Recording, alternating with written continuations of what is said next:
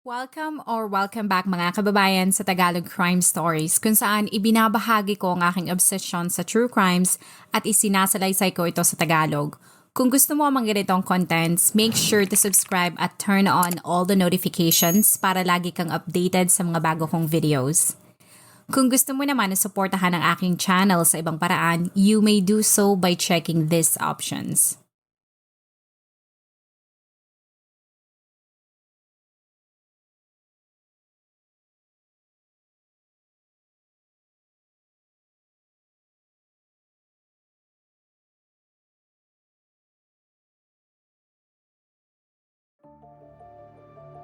Noong 2008, nang bago-bago pa lamang ang pribadong subdivision na ito at mabibilang mo pa lamang ang mga bahay na nakatayo sa lugar na yan, ang ilan ay ilag na ilag at iniiwasan na dumaan sa unit na ito kung maaari, lalo na kung sasapit ang gabi.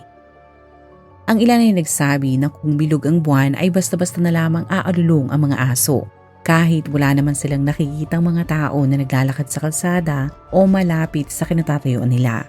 Sa hindi rin maipaliwanag na dahilan ay kung dadaan sila sa tabi ng bahay na yan ay kakaiba ang kanilang nararamdaman na para bang may nagmamasid sa kanila. Kaya halos lahat ay nagsabi na napapatakbo na lamang sila. May pailan-ilan na nagsabi na nakakarinig sila ng ungol, sigaw at boses ng mga babae na humihingi ng tulong mula mismo sa loob ng bahay kahit matagal na itong abandonado. Ang ibang tao na hindi basta-basta nasisindak ay sinabi na minsan silang sumilip sa bintana at napatakbo na lamang sila dahil sa di umano'y merong mga babae na nakatingin sa kanila. Ang mga ito ay di umanong duguan at paulit-ulit na umiiyak habang sumisigaw ng hustisya. Dahil sa iba't ibang kwento ng kababalaghan, ang bahay na ito ay nahirapan na maibenta dahil di umano'y hindi lamang isa kundi dalawang kaluluwa ng babae ang paulit-ulit na nagmumuto dyan. Na tila ba ang mga ito ay hindi matahimik. Kaya kung ikaw ay merong kakilala na mula sa Talisay, Cebu, specifically sa Maghaway ay maaaring may nakapagsabi at nakapagkwento na sayo ng tungkol sa dalawang babae na nagpapakita sa bintanang bahay na yan. Pero maaaring dahil nakafocus sila sa kababalaghan, kung meron mang katotohanan o katangiisip lamang ng mga tao ang di umanong pagpapakita ng dugo ang mga babae sa bintana, ay nasa sayo na yan kung maniniwala ka sa mga sinasabi nila. Pero baka may hindi nagsabi sayo na ang dalawang tao na posibleng bida sa kanilang kwento ay minsang mga taong puno ng mga pangarap at residente din ng Hacienda Firenze. At para maintindihan mo ang punot dulo ng lahat, ay simulan natin ang totoong kwento na ito sa pagpapakilala ko sa iyo sa pamilyang Peligro. Base sa ulat, ang mga ito ay mula sa Cebu. Sila ay katulad lamang ng karamihan ng ibang mga tao sa nasabing probinsya na ginagawa ang lahat para mabigyan ng maayos na buhay ang kanilang mga anak. Halos lahat ng mga ito ay naiulat na nakapagtapos. Kung hindi ng high school, ang iba ay nakakuha ng college diploma. At ang isa sa ipinagmamalaki ng mga ito ay ang kanilang anak na si Eva May. Ito ay naiulat na mahinhin, mabait, masunurin at higit sa lahat ay puno ng mga pangarap. Sa ulat ay nakalagay na bata pa lamang ay likas na ang pagiging matulungin nito. Kaya nang siya ay tumuntong sa college, ay di na sila nagulat nang mag-enroll si Eva para maging isang nurse. Bagamat hindi ganon kayaman ang pamilyang Peligro, sinigurado ng mga magulang ng dalaga na magdoble kayod. Ang kanilang pagod, hirap at mga sakripisyo ay nagbunga naman dahil noong 2007, isa si Eva sa libu-libong mga estudyante na nakagraduate. Pagkatapos nitong makakuha ng sapat na oras sa OJT, ang sunod naman itong ginawa ay mag-focus sa kung paano niya maipapasa ang NLE o Nurse Licensure Examination para maging ganap siyang nurse. Sa dami ng impormasyon na kanyang sasaulhin at tatandaan, si Eva ay hindi naman nahirapan dahil bukod sa suportang natatanggap niya mula sa kanyang pamilya, ang dalaga ay masaya din sapagkat nasa tabi niya ang kanyang nobyo na kinilalang si Felix Gudalusaw III. Katulad ng mga Peligro, ang pamilyang Gudalusaw ay mula din sa Cebu.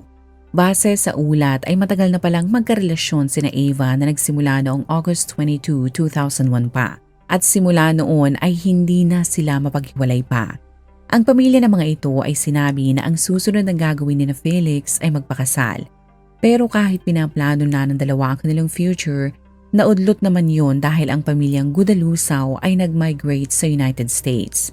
Bagamat malungkot, ang mga ito ay nagkasundo naman na kahit mahirap, ang pagmamigrate ni Felix sa US ay nangangahulugan lamang na mas mapapaayos ang kanilang kinabukasan kung magkakaroon ito ng stable na trabaho. Nang ang kanyang nobyo ay bumiyahe na patungo sa Estados Unidos, ang dalawa ay pumasok sa long-distance relationship. Ayon sa mga kaibigan na magkasintahan, plano na pala ni Felix na magpakasal. Pero ipinagpaliban nila ito sapagkat iniisip ni Felix na kung sila ay magpakasal habang siya ay green card holder pa lamang ay magiging mas mahaba at matatagalan ang proseso. Kaya napagkasundoan nila na ipagpaliban ang kanilang pagpapakasal hanggang maging American citizen na si Felix. Kaya sa loob ng ilang taon ang dalawa ay matyagang naghintay. Hanggang noong 2008, si Felix ay masayang nakatanggap ng sobre mula sa immigration kung saan nakalagay ang petsa ng kanyang oath-taking na nangangahulugan lamang na pagkatapos niyang manumpa ng pakikipag-alyansa sa gobyerno ng US, si Felix ay ganap ng United States citizen. Ang binata ay kaagad kinontak ang kanyang nobya sa Cebu at katulad ng kanilang pinag-usapan ay mabilis nilang inasikaso ang mga papeles para makapagpakasal. Bumili na rin si Felix ng kanyang plane ticket sapagkat gusto niya agad mapakasalan si Eva.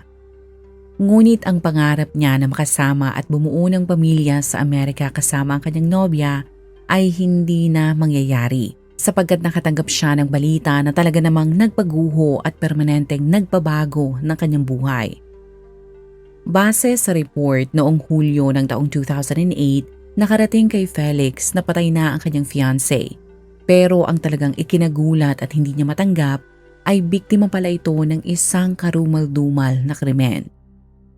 Sa police report ay nalaman ng mga tao na noong July 24, 2008, ang isa sa mga unang tao na nakapansin na nawawala si Eva ay ang fiancé nito. Bagamat si Felix ay nasa USA ay mabilis itong kinatuman ng masama sapagkat laging nagre-reply si Eva sa mga tawag o chat niya. Mabilis nitong kinontak ang pamilya ng kanyang nobya pero ni isa sa mga ito ay hindi rin masabi kung nasaan ang dalaga. Pagkalipas ng 24 oras, ang pamilyang Peligro ay dumulog na sa himpilan ng Talisay City Police para mag-file ng missing persons report. Ang mga ito ay lubos ang pag-aalala sapagkat wala talaga sa ugali ni Eva ang mawala ng ganun-ganun lamang. Kinontak nila ang lahat ng mga taong alam nilang nakakakilala dito. Ngunit ni isa sa mga ito ay wala talagang nakakaalam sa kinaroroonan ni Eva. Pero noong July 25, ang parehong araw kung kailan nag-file ng missing persons report ang pamilyang Peligro, ay mabilis naman ang mga itong kinontak ng mga pulis. Kaagad silang napasugod sa lugar na ito sa Talisay. Pero nalito sila sapagkat sa halip na buhay na Eva ang madatnan nila, ang una nilang nakita ay napakaraming mga tao. Nang hawiin ng mga otoridad ang mga nagkukumpulang mga residente, ay tumambad sa kanila ang ilang plastic bag.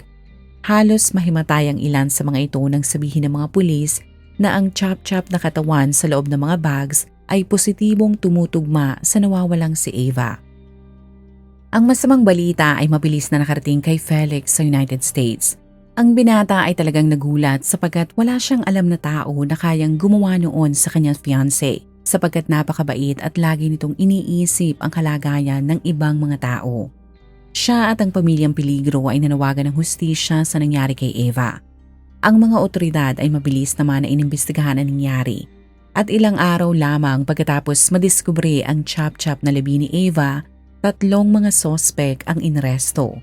Ang mga ito ay kinilalang sina Joseph Roy Seller alias Jojo, Jean Madel at Richard Gudalusaw.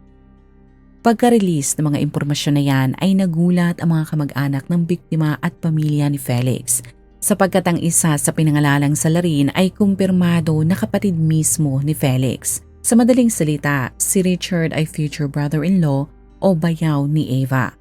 Ang mga tao ay hindi maintindihan kung bakit yun nagawa ni Richard sa fiancé ng sarili niyang kapatid. Ngunit kahit ilang beses nilang tanungin ang pamilyang Peligro, ay ni minsan ay hindi nagbigay ang mga ito ng anumang impormasyon dahil ayaw nilang mabulyaso ang investigasyon.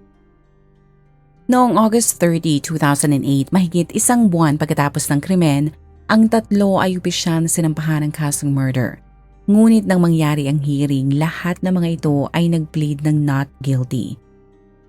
Ayon sa abogado ng tatlo, ang mga ito ay di umano'y pinilit lamang na paaminin ng mga otoridad na akuin ang krimen. Ang mga ito ay nanindigan na sila ay di umanong pinahirapan, kaya wala silang nagawa kundi aminin at akuin na sila nga ang salarin sa pagpatay. Ngunit kahit ano pang sabihin nila, ang prosecutor ay kontento sa nakalap ng mga ebidensya ng mga otoridad, kaya natuloy pa rin ang paglilitis. Bagamat positibo sila na mananalo sila sa kaso, dahil naman sa bagal ng proseso sa bansa, ay naghintay pa na mahigit 2 taon ang pamilyang Peligro pati si Felix bago mangyari ang trial. Sa korte ay nabunyag na nagsimula ang lahat nang mag-cross ang landas na Richard at Eva noong 2004, kung kailan bumili ng lupa at nagpagawa ng bahay si Felix sa Hacienda Firenze. Pinakiusapan nito ang kanyang nobya na pangasiwaan ang pagpapagawa, ngunit dahil sa abala ito sa trabaho ay tinanggihan ni Eva ang alok. Kaya pinakiusapan ni Felix ang kanyang kapatid na si Richard na nooy nasa Pilipinas pa rin. Sa kadahilanan na may bayad buwan-buwan ang pagbabantay nito sa mga gumagawa ng bahay, ay hindi na yon tinanggihan ni Richard dahil sa tagilid ang sitwasyon nito pagdating sa pera. Bago pa man magsimula ang pagpapagawa ay inalok na ni Felix na ilagay sa pangalan ni Eva ang bahay dahil magpapakasal na rin naman sila. At sa isip nito ay mas makakatulong na assets yun sa kanyang fiancé kung sakaling gusto nitong mag-apply ng tourist visa. Pero tumanggi pa rin ito sapagkat para kay Eva ay hindi yun tama dahil hindi pa naman sila opisyal na mag-asawa. Nang matapos ang bahay noong 2007, muling inalok ni Felix ang kanyang fiancé na tumira na sa bahay na yun. Pero muling tumanggi si Eva. Pero hindi pa nga siya nakakapag-isip kung anong gagawin, ay nagulat na lamang si Felix nang makarating sa kanya ang balita na ang kapatid niyang si Richard ay hinakot na pala ang mga gamit nito patungo sa kanyang bahay. Silang magkapatid ay nagkausap at sinabi ni Felix sa loob ng korte na naawa siya kay Richard at sa magiging kalagayan ng anak nito dahil nalaman niya na ang mga ito ay napatalsik sa kanilang inuupahan. Kaya naman ay wala na siyang nagawa kundi payagan ng mga itong manirahan sa kanyang bahay noong June 2007 sa kondisyon na kailangan nilang alagaan at panatilihing malinis ang loob at labas ng bahay.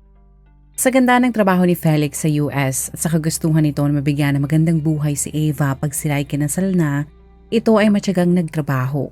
Kaya unti-unti siyang nakapagpunda ng mga gamit para sa kanyang bahay sa Talisay. Noong buwan ng September taong 2007, 5 buwan pagkatapos makumpleto ang construction sa kanyang bahay, si Felix ay masayang umuwi sa Pilipinas. Masaya niyang nakasama si Eva pati ang pamilya nito. At mas lalo pa siyang lumigaya sapagkat napapayag na niya ang kanyang fiancé na lumipat at manirahan sa ipinatuyo niyang bahay. Ipinangako niya sa mga kapamilya nito na aalagaan at sisiguraduhin niya na magiging maayos ang kalagayan nito sa Hacienda Firenze. Pero upang makasigurado ay isinama ng 24 na taong gulang ni si Eva ang kanyang pinsan na si Gwendolyn Balasta na 22 taong gulang. Nang makalipat ang dalawa sa bahay niya at makabalik siya sa US, ay naging masaya si Felix dahil naging madali ang kanilang pag-uusap sapagkat nagpa-install siya ng home internet. Pero hindi nagtagal ay napansin ni Felix na sa tuwing tatawag siya ay laging naglilinis si Eva kahit nandoon din sa bahay ang live-in partner ni Richard na si Jean na para bang naging kasambahay ang posisyon ni Eva na hindi nito nagustuhan. Ngunit dahil sa likas na kabaitan ni Eva ay lagi nitong sinasabi na wala siyang problema na maglinis. O kaya naman ay sinasabi nito na tinuturuan niya lamang si Richard at Jean kung paano maglinis. Ang pag-uugaling ipinapakita ng kanyang kapatid at live-in partner nito kay Eva ay hindi niya nagustuhan.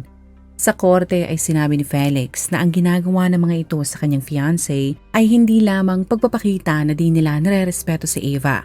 Pero pati na rin siya ay binabastos na ng mga ito sapagkat kung matatandaan mo, kaya lamang siya pumayag na patarahin ang mga ito sa bahay ay kapalit ng kondisyon na dapat nilang panalihin itong malinis. Sa trial ay nabunyag na si Richard at Jean ay suportado rin pala ng ina ni Felix at minsan ay nibibigyan niya rin ito ng pera mula sa sarili niya mismong bulsa. Nagpatunay rin ang babaeng kapatid ni Felix na minsan siyang tumira sa bahay nito. Ngunit hindi niya kinaya ang makalat at pag-uugali ng live-in partner ni Richard, kaya mabilis din siyang nag-alsabalutan. Ang pambababoy at hindi pagbibigay ng respeto ng mga ito sa kanyang fiancé ang nagtulak kay Felix na kausapin ang kanyang kapatid ng masinsinan. Ito ay humingi naman ng tawad kay Eva. Ngunit ang live-in partner nitong si Jean ay hindi naman nagbago ang pakitungo sa kanyang fiancé. Hindi pa rin ito naglilinis kahit sarili niyang kalat. Kaya para protektahan si Eva at ipakita sa mga ito na seryoso siya sa kondisyon na inilatag niya sa simula't simula pa lamang, si Felix ay kumontak na ng isang realtor para ipagbenta ang bahay. At para ipaalam sa dalawa na for sale na ang bahay, ang realtor ay personal mismong pumunta sa bahay para ipaalam kina Richard na ipinagbebenta na ni Felix ang tahanan. At para hindi sila maging homeless, ayon kay Felix, ang kanyang kapatid ay kaagad nag-send ng email sa kanya kung saan ay nakiusap ito na bigyan pa sila ng konting panahon para makahanap ng matitirhan. Ngunit pagkalipas ng 2 buwan, napansin ni Felix na si Richard ay tila wala talagang balak na umalis. Sa galit ng kanilang ina sa pagtrato ni Richard kay Eva, ay nagdesisyon itong tanggalan ng allowance ang dalawa na naging dahilan kung bakit umalis na sa unit ang live-in partner nito na si Jean. Sa mga video calls ay nabanggit din ni Eva na siya ay nakakaramdam ng masama sa mga ikinikilos ni Richard. Kaya upang makasigurado na ligtas sila ni Gwendolyn, kinumbinsi ni Felix ang kanyang fiancé na maghanap ng ibang apartment. Ang magpinsan ay nakakita naman ng unit sa Pilit, Mandaue. Nang handa na ang bagong apartment na lilipatan, sinabihan muli ni Felix ang kanyang kapatid ng final notice para umalis na sa kanyang bahay. Gamit ang pinagtagpi-tagping salaysay mula kay Felix pati na rin ang ibang mga kaibigan ng mga biktima, nalaman ng mga otoridad na noong July 24, 2008 ay ang petsa pala kung kailan nakatakda sanang maghakot sina Eva para makalipat na. Ngunit dahil sa walang nagre-reply ni isa sa mga kaibigan nito, ay nagkasundo sina Felix na i-reschedule ito sa July 26 dahil para sa kanila ay baka abala din ng mga ito sa kanilang mga buhay. Noong July 24, habang magka-chat silang dalawa ay nalaman ni Felix na ang kaibigan ng kanyang kapatid na si Jojo ay napapadalas din pala ang pagpunta sa kanyang bahay. Pinaalalahanan niya ang kanyang fiancé na konting tiis na lamang at makakalipat na rin silang magpinsan. Pagkatapos noon ay pumasok na siya sa kanyang trabaho. Pero ang hindi alam ni Felix ay yun na pala ang huling beses niyang makakausap ang babaeng pinakamamahal niya. Sa sinumpaang salaysay mismo ng sospek ay inamin ito na rinding-rindi at galit na siya sa biktima dahil sa paninira nitong ginagawa. Inamin nito na si Eva ang dahilan kung bakit nagalit at hindi na siya kinakausap na Felix at ng sarili niya mismong ina. Idinagdag nito na kinasuklaman niya ang fiancé ng kanyang kapatid dahil bukod sa pagpakalat nito na siya ay di umanong isang drug user, si Eva ay di umanong ikinakalat din kahit sa internet ang magulo at hindi mga nahugasang plato. Inamin nito na naging mapagpatawad siya, pero ang talagang nagpalala ng kanyang galit ay nang putuli ng kanyang ina ang buwan ng allowance, ang pagpapalaya sa kanya ni Felix sa bahay at hindi na nito pakikipag-usap sa kanya. Sa halip na tingnan kung meron nga ba siya o kanyang live-in partner na nagawang mali o atraso, para kay Richard ang pinakamadaling solusyon ay ang iligpit ang babae na sa tingin niya ay balakid sa kanyang buhay. Kaya noong hapon ng July 24, 2008, kasabwat si Jojo at live-in partner nitong si Jean ay pinatay ng 3 ang internet connection para lumabas sa kwarto si Eva. Ang biktima ay mabilis na sinungguban at sinakal ni Richard hanggang ito ay mawala ng hininga. Ganon rin ang ginawa nila sa pinsan nitong si Gwendolyn. Ngunit kahit patay na ang dalawa ay hindi doon natapos ang galit ni Richard. Gamit ang kutsilyo, palakol at iba pang mga gamit, ang nagpupuyos na salarin ay pumunta sa banyo ng bahay. Doon ay pinagpirapiraso nito ang labi ng mga biktima hanggang magkasya ang mga ito sa 13 itim na plastic bags. Ayon sa pag-amin ng kasabot nitong si Jojo, inabot ng 2 oras si Richard sa banyo. Iginiit rin nito na ang tanging partisipasyon niya sa krimen ay ang pagtatapon sa mga plastic bags sa iba't ibang lugar sa Cebu gamit ang taxi mismo na pagmamay-ari at minamaneho ni Richard. Mariin din ang pagtanggi ni Jean. Ayon dito ay ang tanging ginawa niya ay ang linisin ang banyo dahil sa takot na baka siya na ang isunod ni Richard.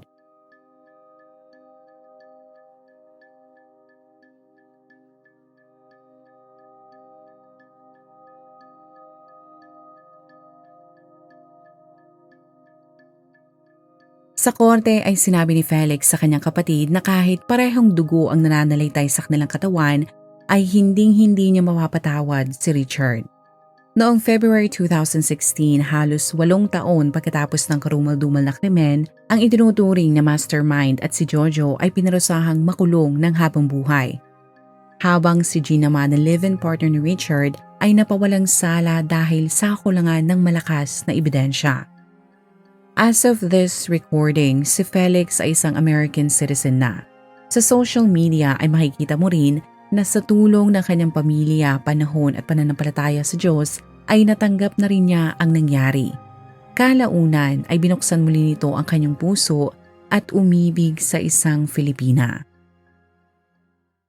Kung ikaw ay nakinig hanggang sa dulo ng video na ito, maraming salamat sa panonood sa episode na ito. Please consider leaving a comment or i-like ang video na ito. At kung may kaso ka na gusto mong i-cover ko, please let me know. Magandang araw sa iyo, kabayan.